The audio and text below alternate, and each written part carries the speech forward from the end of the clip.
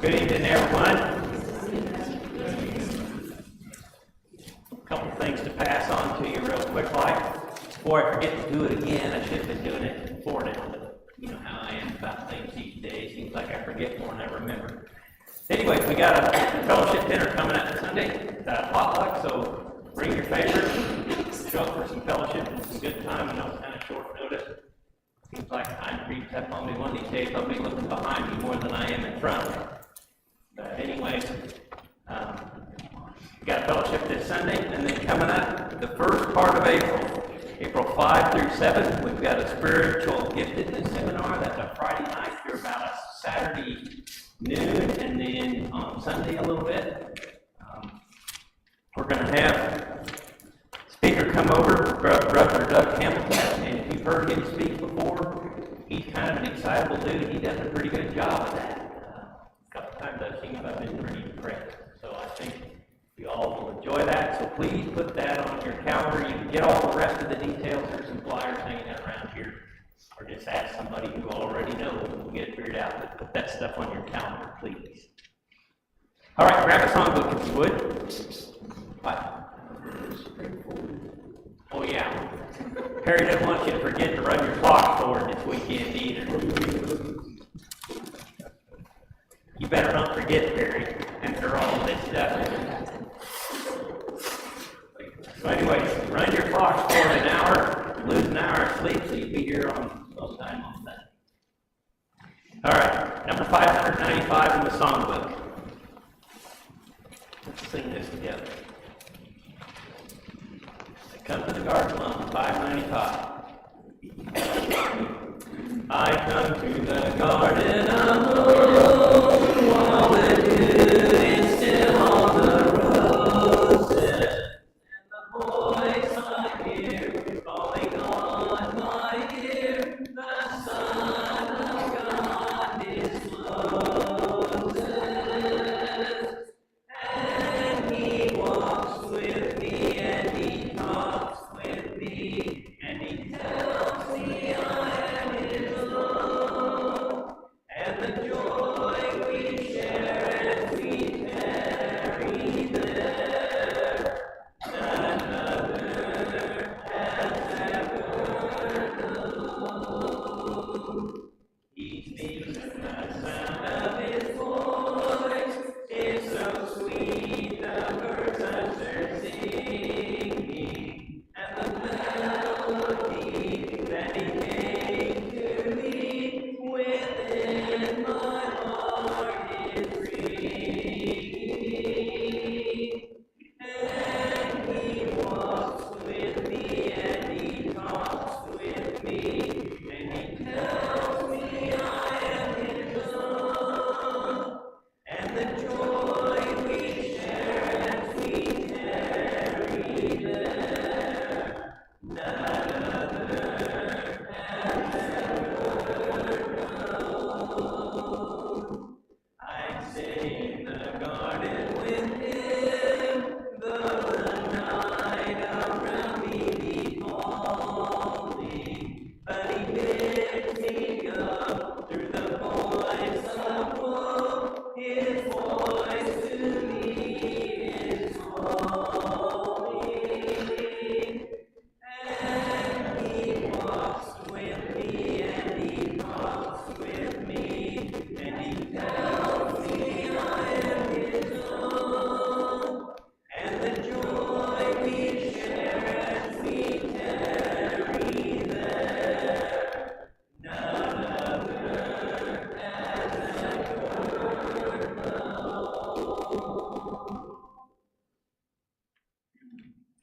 214. 214. Have you seen Jesus, my Lord?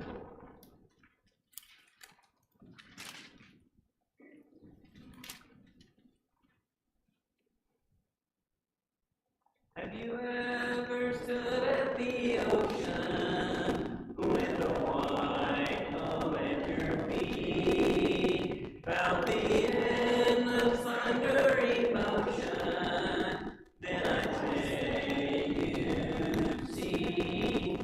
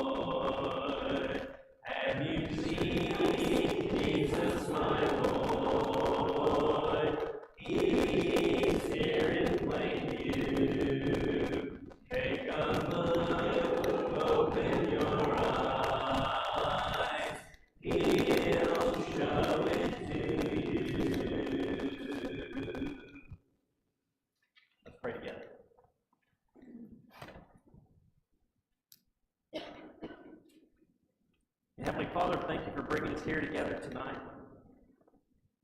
Lord, for the blessings you've bestowed upon each of us this week.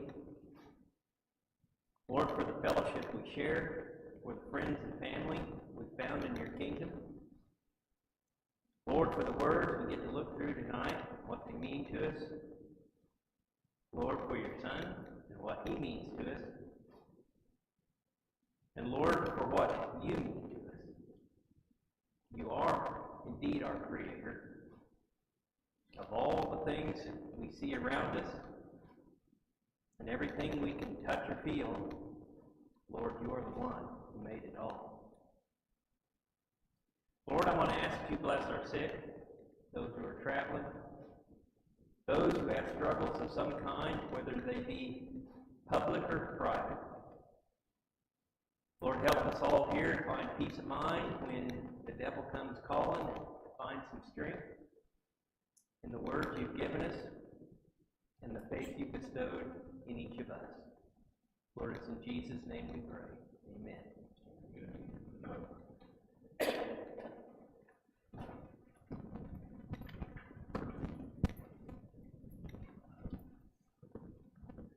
Good evening.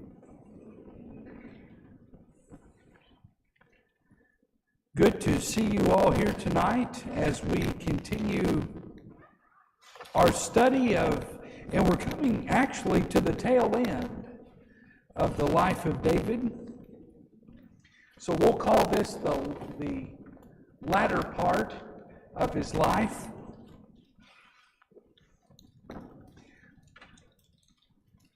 Last week we talked about David restoring his kingdom. And as things would go and as life is, as he is restoring his kingdom, there is a rebellion that starts, but a rebellion nonetheless. But it really got David's attention. And I want us to go to 2 Samuel chapter 20 and verse 6. 2 Samuel chapter 20 and verse 6. And David said to Abishai, "Now Sheba, the son of Bichri, will do us more harm than Absalom." And I found it very interesting how after the Absalom revolt, there is another revolt that is beginning, and at the hands of this Benjamite by the name of Sheba. And it's really interesting how David is very concerned about this specific revolt. And we will get more into that as we go through, but that is the scripture of thought for this evening. David's concern and growing concern of this revolt starting. Of course, you can't blame him because after all, he's trying to get everything reorganized, being restored back to the throne that is rightfully his, but now there's trouble. So we're going to look at 5 different parts tonight as we break down chapter 20. I want to talk about the antagonist introduced. And the antagonist, of course, is Sheba, and we'll talk more about him in a few moments. The second part is we're going to talk about the king's answer to rebellion. And of course, his hand is forced, so he has to respond appropriately. And the way that he does that is very interesting, and we'll get more into that as we go through this lesson. Thirdly, the third part, we're going to talk about the murder at the hands of Joab. So Joab is now going to achieve the trifecta of murders. And henceforth the reason why in 1 Kings, David tells Solomon, don't allow Joab's gray head to go to the grave in peace. And so there's going to be the trifecta of murderers. And we're going to go through those in verses 8 through 13 of Joab. We're going to talk about the demise of Sheba in verses 14 through 22. The rebel is on the run, and he goes all the way north into the territory of Naphtali, which is even north of Galilee, to a place called Abel. And while there, Joab and his forces are going to gather up and they're going to put this city in siege. And then there's going to be a wise woman, just like Abigail was in the household of the, and I forgot, it would have been Nabal. There you go. And when she interceded during the Nabal situation that took place earlier in David's life, Sheba, the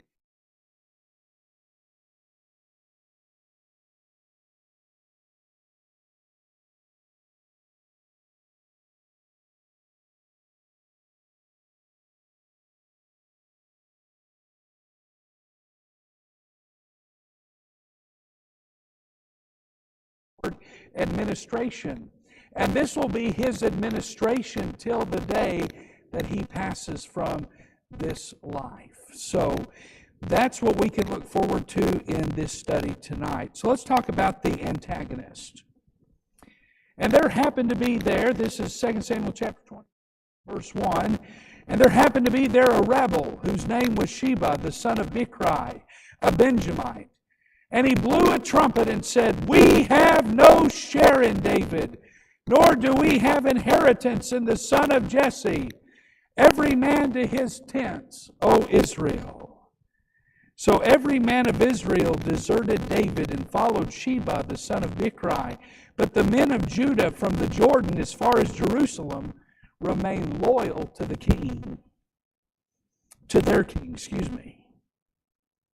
So the question that we want to investigate tonight, and as we investigate this question, I want to draw your attention back to chapter 19.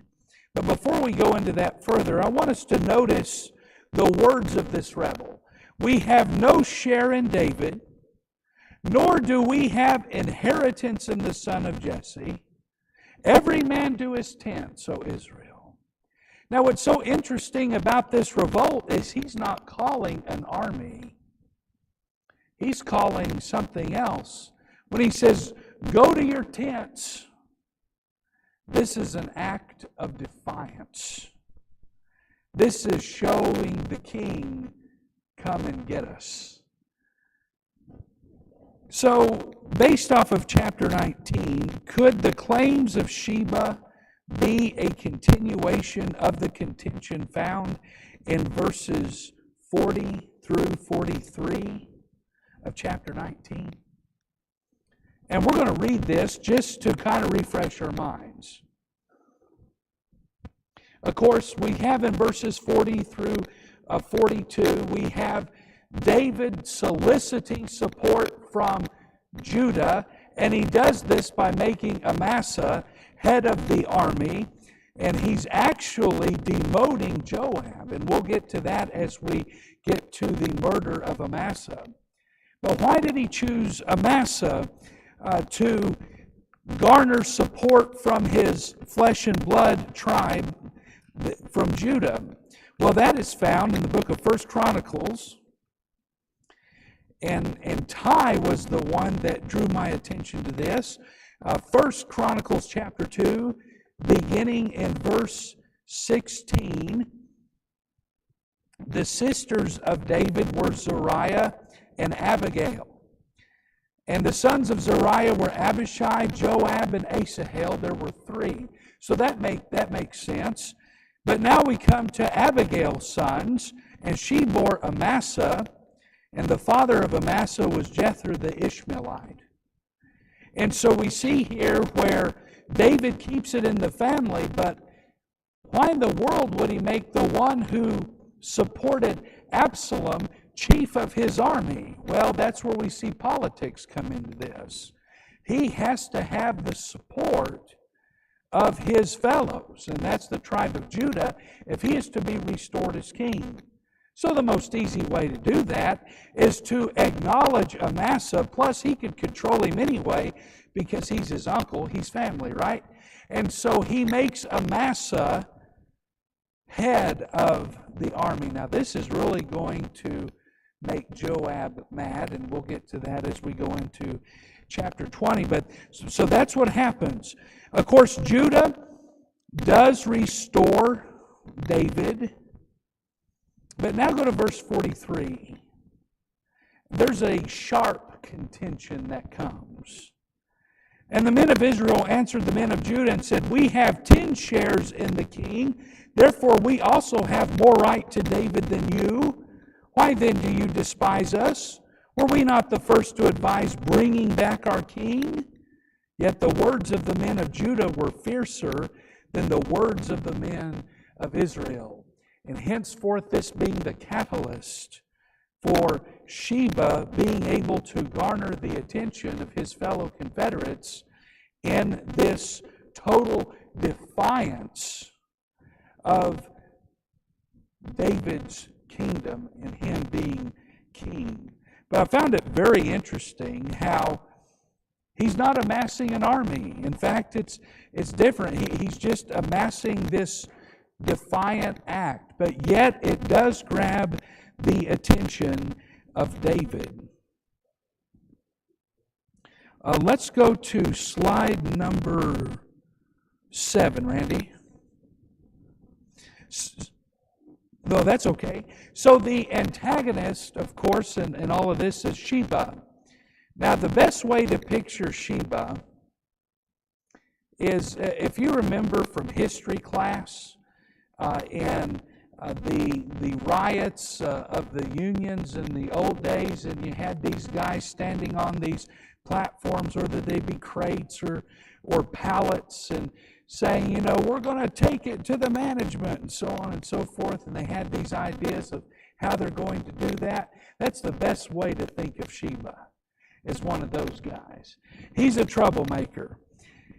But he does get the attention of David. But before we go further into that, David is restoring his kingdom, and there has to be something he has to do. And that's found in verses 3 through 7.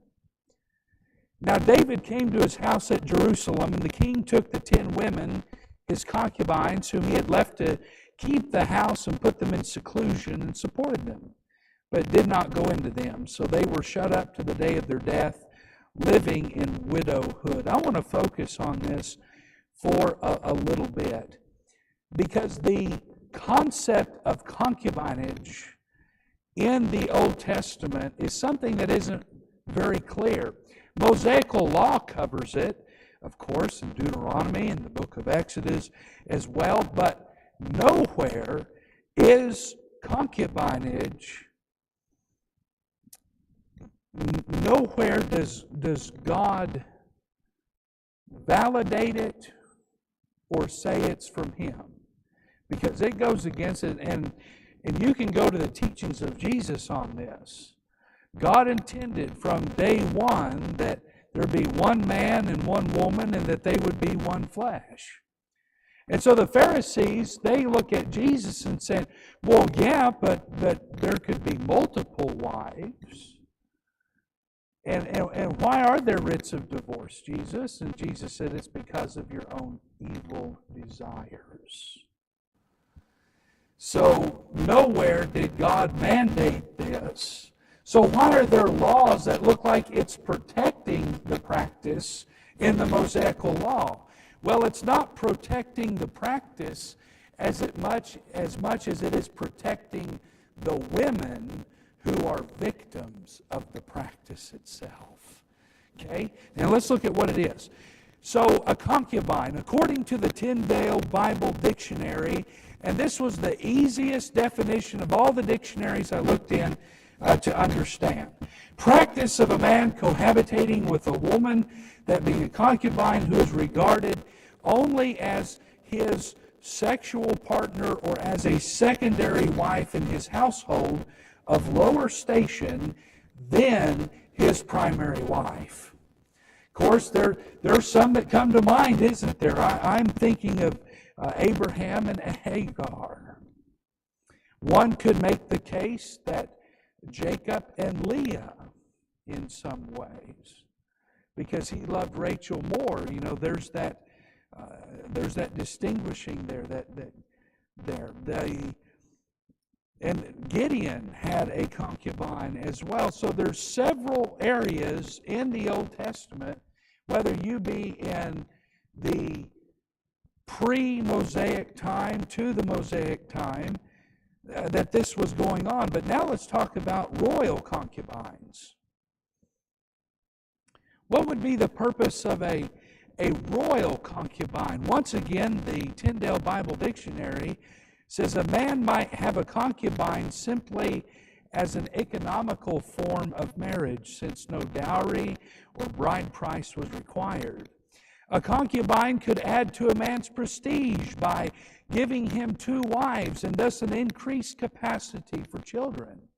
Such offspring were normally delivered onto the knees of the legal wife, thus establishing their legitimacy as family members. And the concubine was also another servant to add to the man's workforce. And there are rules in Numbers on how, as the Israelites were pillaging a city, they could take virgins, the men could take virgins of these foreign people and turn them into concubines. And so this was just a way of exerting authority, exerting power. But I like what Brother Leon Stancliffe said about David. You know, he said if David just would have done what God said regarding marriages, he wouldn't be having these problems right now. And his house would be in more order than it is now. And so, notice, David has to do something about these 10 concubines that were abused by the savagery of Absalom. Because, according to the IVP Academic Old Testament Commentary of Biblical Manners and Culture, because Absalom had taken sexual possession of these women, they could no longer serve as sexual partners of the king. If they had been in the harem to represent political allies who had supported Absalom, their status as persona non grata, which is another way of saying a person not wanted, would be doubly justified. David maintained his obligation to them, but they would never have children by him. The thing I want us to notice, though, in David's attitude and how he handles this, of course, according to Mosaical law, he had the right to totally get them out of his house and out of the country. He had that right, even though they were victims of savagery of Absalom. But this is where we see the mercy of David here. He secludes them, but he still takes care of their needs. According to Mosaical law, he didn't have to do that if he didn't want to. But he's looking at it from the viewpoint of their current status is not their fault. So he secludes them and he takes care of them. And he's under no obligation to do this, but that's what David decides to do.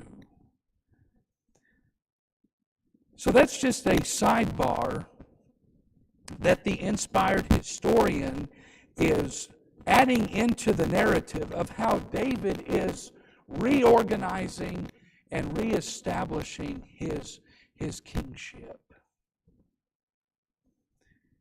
2 Samuel chapter 20, verses 3 through 7. Now we're back to the ranch, as it were. Now we're back to the problem at hand, and that is this rebellion that has arisen by this rebellious Benjamite known as Sheba. So verse 4, David has to respond. Notice how he does it. And the king said to Amasa, assemble the men of Judah for me within 3 days, and be present here yourself. So Amasa went to assemble the men of Judah, but he delayed longer than the set time which David had appointed him. And David said to Abishai, now Sheba, the son of Bichri, will do us more harm than Absalom. take your Lord's servants and pursue him, lest he find for himself fortified cities and escape us. So Joab's men with the Kerethites, the Pelethites, and all the mighty men went out after him, and they went out of Jerusalem to pursue Sheba the son of Bichri. Well, why do you think David gave Amasa the task of gathering the army? What do you think David's testing here? Do what? Okay, loyalty. That's great. You're exactly right.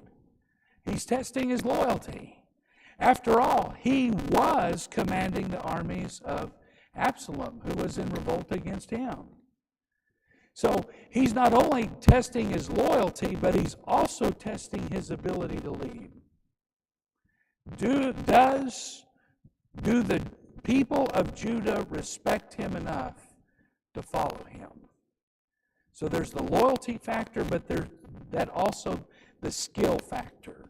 Does he have what it takes to be a leader? When you think about 3 days to amass an army, and when you think about what that entailed in the ancient world, you know, they couldn't get on the phone and say, hey, you want to join our posse? You know, they had to send messengers out. And with those messengers, the men had to come forward for duty. They had to answer the call. But if they did not respect, and this is what some scholars have assumed, is that some of the people of Judah did not respect Amasa enough to answer the call. And so he was having a hard time gathering the army. I think that's an interesting point. It's just conjecture, of course. But he doesn't meet the deadline. 3 days happens, and so then you have David give the job to the next man, of course, and this would be Abishai. But before we go into that, why was David more fearful of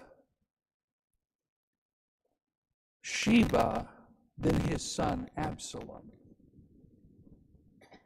Why do you think that is? Why would he be more concerned of this radicalized Benjamite than his own son that raised an army against him, that raised the people against him, to the point to where he had to flee the city?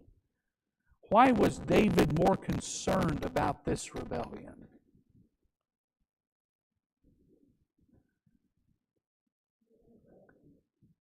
There's no blood connection. And there's also something else brewing. A little leaven leavens the whole lump. All it takes is one outside connection to foment this rebellion, and it's going to gather steam. And so David knows that if he's going to protect his throne, he's going to have to act, and he's going to have to act quickly. And so he gathers this army to face off, to actually go pursue Sheba and bring him to justice. In verse 7, there's an interesting way that the inspired historian defines the army. So Joab's men with the Kerethites, the Pelethites, and all the mighty men went out after him. Wait a minute, though. Didn't that order, though, go to Abishai? Isn't Abishai supposed to be the leader of this group coming out of Jerusalem, which would have been the auxiliary units, David's bodyguards, David's Praetorian Guard, if you will, the Kerethites and the Pelethites? So I was wondering this, and I was going to ask you, why did Abishai abdicate command?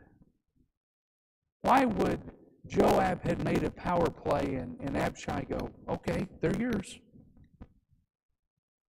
Could he have done that? Or is the inspired historian just identifying who the army is going to rightfully belong to as we move later on in the historical narrative? What do you think? You know, Abishai and Joab are what? They're brothers. Who's the oldest? Joab. Asahel was the youngest, but who's the middle one? Abishai. So there could have been, and I'm not saying there was, let's just, just for the point of discussion, it could have been that Joab said, Abishai, David is allowing you to lead the auxiliaries, and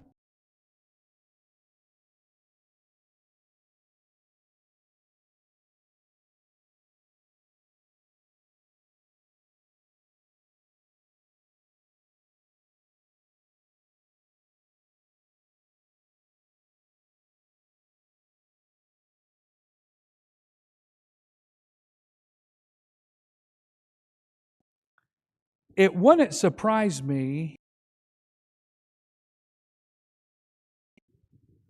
because of Joab's heavy influence. We know Joab to be a politician, and a politician that is out for blood. Because when you go to verses 8 through 13, notice what happens. When they were at the large stone which is in Gibeon, Amasa came before them. Now Joab was dressed in battle armor. On it was a belt with a sword fastened in its sheath at his hips. And as he was going forward, it fell out. Then Joab said to Amasa, "Are you in health, my brother?" And Joab took Amasa by the beard with his right hand to kiss him. But Amasa did not notice the sword that was in Joab's hand. And he struck him with it in the stomach. And his entrails poured out on the ground, and he did not strike him again. Thus he died. Then Joab and Abishai, his brother, pursued Sheba, the son of Bichri. There's the trifecta murder on Joab's record. First, you had Joab killing Abner. He wasn't told to do that. Joab murdered Absalom as he was hanging from the tree by his hair. He wasn't told to do that either. In fact, he was told to bring Absalom back alive. And now Joab has taken it upon himself to kill David's commander of the army at large. Why? Because that's Joab's spot. That's my spot. That's not his. Why would David give it to that rabble that was with Absalom? And because Joab felt so slighted by this, being demoted, if you will, he was even going to give a message to the king that he was a dangerous man to deal with.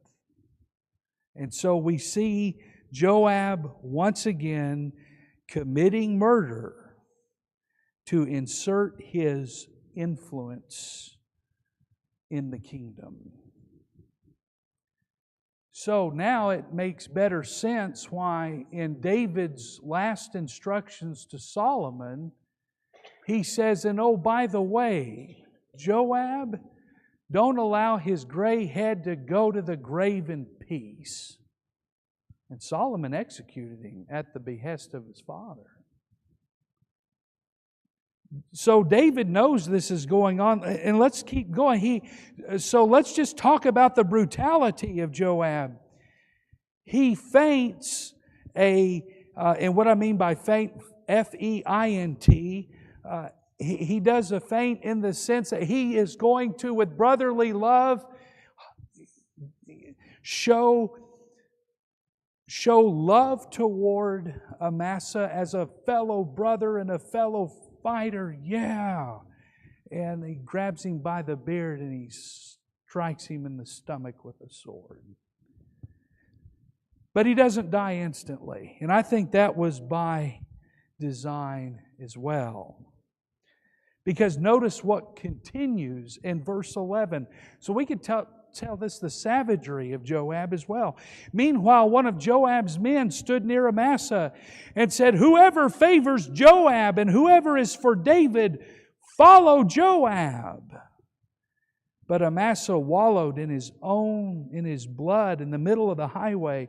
And when the man saw that all the people stood still, he moved Amasa from the highway to the field and threw a garment over him. When he saw that everyone who came upon him halted, when he was removed from the highway, all the people went on after Joab to pursue Sheba, the son of Bichri.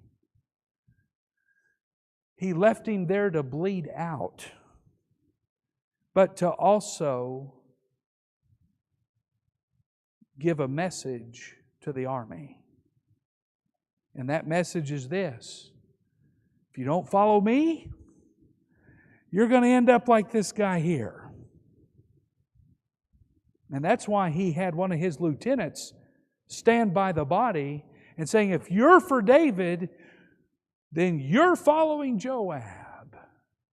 Man, that almost sounds like something from the old 20s gangster movies, doesn't it? I mean, this guy is repulsive. But that's how much he wants power. When you see the men halt and they see their commander bleeding out on the road, why did the people stand still upon seeing Amasa? Why do you think they stood still? Well, if I could be so bold as to quote from Tom Clancy in one of his novels, there was a situation where Russian generals had hijacked the government and they were calling the shots for the Russian leader. And the president of the book asked the Russian leader, "Mr. President, do you or do you not have control of your military?" That's why they stood still. It's because it looks like, well, who is in control of the military? First they tell us Amasa is the commander, but he's laying here bloody on the road by Joab. Now Joab's saying he's the commander. Where's the king in all of this? Does the king even have control of his own military? But notice what the lieutenant did. He noticed that the people were shaken by this. So what did he do? Out of sight, out of mind. He threw it off the road, and at least he covered it. At least he gave him that much. But out of sight, out of mind. People saw that like, oh, okay, I guess we'll follow Joab. We don't want to end up like him.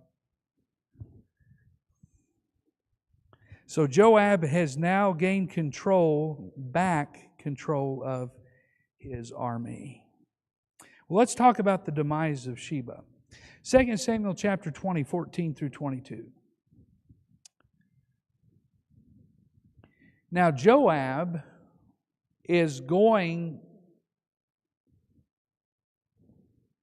to pursue this rebel by the name of Sheba. And it says that he went through all the tribes of Israel to Abel and Beth Maacah and all the Berites.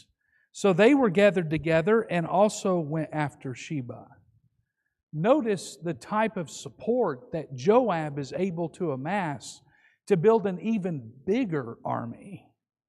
Then they came and besieged him in Abel of Beth Maacah, and they cast up a siege mound against the city.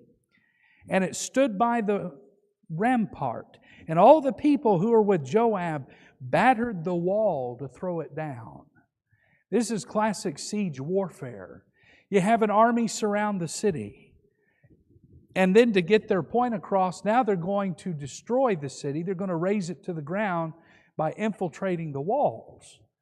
And the way they did that is they built an earthen ramp that went up to the top of the parapet or close to the parapet of the wall itself. And now they're starting to dismantle the wall. Some scholars say they not only done a rampart up to the side of the wall, but they also could have been tunneling under the wall as well. Whatever was happening, this city was about to get burnt to the ground by this army under the command of Joab. So they're battering the wall down.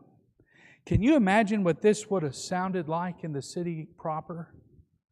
You're being besieged and you hear this army, it's encircled all around you, and now the walls are starting to quake, and you can hear the beating of walls. You can hear men trying to get in and breach the city. But let's go to verse 16. As Abigail did to save the innocent people in Nabal's employ, there's going to be a wise woman of the city of Abel. Then a wise woman cried out from the city, "Here, here, please say to Joab, come nearby that I may speak with you." When he had come near to her, the woman said, "Are you Joab?" He answered, "I am." Then she said to him, "Hear the words of your maidservant."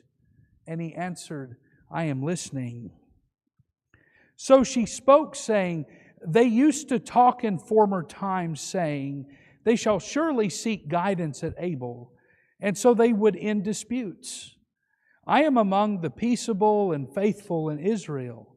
You seek to destroy a city and a mother in Israel. Well, why would you swallow up the inheritance of the Lord?"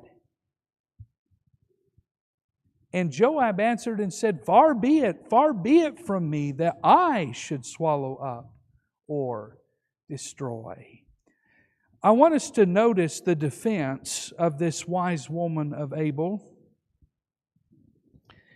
And what we see her defense predicated on in this parlay, and that's exactly what's going on. A parlay is when you have one who is assaulting a city or going against an army, and they call a truce for a little bit so terms can be discussed or a defense can be made. In this case, that's what's exactly what this lady is doing. Her defense is predicated on three things. Number one, past history of the city, and the city being a place of forging peace agreements. The second thing she predicates her defense on is the wanton destruction of the innocent, meaning no reason to kill the innocent in their pursuit of a rebel by the name of Sheba. The third item she predicates her defense on is their divine right to exist. And this is the most interesting of the defenses, because notice the words that she uses. Why would you swallow up the inheritance of the Lord? And so in this defense, and this is genius, because we see where her defense to Joab is, and by the way, if you destroy this city, you're going to answer to the Lord for it. Because we have a divine right to be here too. And so Joab, it gets the attention of Joab because he says, well, far be it from me that I should swallow up or destroy. But then he has a response to her defense. He says, that is not so. That is not so. But a man from the mountains of Ephraim, Sheba, the son of Bichri, by name, has raised his hand against the king, against David. Deliver him only, and I will depart from the city. So his response to this wise woman is predicated in these areas. The fact that they were aiding, abetting, and harboring a fugitive of justice. And in so doing, they were proving themselves to be accessories to rebellion and insurrection. See, he's a politician himself. And that's his response. By giving aid to this man, by allowing them to live among you, by providing for his needs, you're just as guilty as he is, and that's why we're going to destroy your town. That's Joab's response. So the woman said to Joab, but notice his condition. So in a parlay, there's always conditions. What's the condition? Well, to deliver him only, and I will depart from the city. So Joab is saying, if you really feel this strongly about your town, then you're going to have no choice bringing him to us. That's the condition. And that's how Joab will call the army back. So let's see how the woman responds. So the woman said to Joab, watch, his head will be thrown to you over the wall. Well, that would make it pretty evident that they're not aiding and abetting a fugitive, huh? Watch. His head will be thrown to you over the wall. Then the woman in her wisdom went to all the people, and they cut off the head of Sheba, the son of Bichri, threw it out to Joab. Then he blew a trumpet, and they withdrew from the city, every man to his tent. So Joab returned to the king at Jerusalem. Rebellion quelled, problems are over. Well, not quite. There's going to be a famine, and there's going to be some other things that take place. But for right now, all is quiet on the Western Front, as it were. So David now has time to reorganize and restore his administration. And as I have said, this would be the administration that would continue on into the time of Solomon. But then Solomon would make his own edits to the administration, and we'll get to those here in a moment. But in 2 Samuel 20, verse 23 through 26, it says, and Joab was over all the army of Israel. So in the end, Joab gets what he wants, but David is still going to keep all of that in mind. Benaiah, the son of Jehoiada, was over the Kerethites and the Pelethites. Adoram was in charge of revenue. Jehoshaphat, the son of Ahilud, was recorder. Shiva was scribe. Zadok and Abiathar were the priests. And Ira the Jerite was a chief minister unto David. So let's go ahead and break this down into a political form that makes a little more sense of what all this is. Okay, so the leader of the armed forces, of course, is Joab. But notice, he's just the leader of the armed forces. He's not the leader of the auxiliary troops, the bodyguards, the Praetorian Guard, as it were, of David. That job is given to a man by the name of Benaiah, the son of Jehoiada. Also in David's administration, we have taxes and records. The financial minister and taskmaster would be Adoram. Adoram would serve in the administrations of the last of David's administration, Solomon's administration, and also Rehoboam's, some of his administration. You have the minister of the royal archives. You have Jehoshaphat, the son of Elihud. And Jehoshaphat, his job was to all the edicts and all of the history and that sort of thing. It was his job to archive all of that and write it down for the kingships in the future to go back and look through. And then you have the minister of communications, which is Shiva. Now his job, whenever there was an edict given by the king, was to write out the edicts that would be read to all of the people in the kingdom. And so he's the communications minister. And then you come to the high priests, which is Abiathar and Zadok. Now what's very interesting is Mosaical law makes it very plain that there's only one high priest. So why did David have two? Well, both of these, of course, would have been the descendants of Aaron, because that's the only one who could occupy the office of high priest. So I'm not sure why there are two. Abiathar, of course, was with David all the way back, if you remember, to Nob when Saul destroyed all the priests of Nob. Abiathar was the only one left, and so David allowed Abiathar to be with him and follow him through the wilderness and so on and so forth. So there was that loyalty piece. But then we have Zadok. Zadok is giving this place in the administration as well. Now, what's very interesting is in the time of Solomon, Abiathar is going to get caught up in politics, and he's going to back the wrong horse, because he's going to choose Adonijah over Solomon. And so Solomon has to fire him, and he installs Zadok as the official high priest for the kingdom. And then the prime minister is Ira the Jezreelite. Now, why we call him the prime minister is because in David's administration,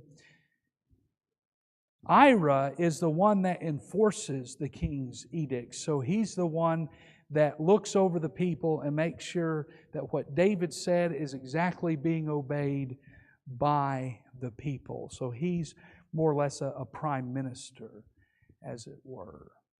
Okay, so that is the end of chapter 20. Next time we're going to be going into chapter 21. We're going to look at one last vendetta against the Philistines. But before we do that, we're going to be looking at David avenging the Gibeonites. And we're going to see what that was all about. That goes all the way back to the time of Saul. And so, but actually the Gibeonites go all the way back to the time of Joshua. And we're going to go into that as well. They had their protection from Israel was to be for perpetuity. It was to last forever. And we'll get into that and how David restores that promise towards the tail end here of his reign. Questions or comments?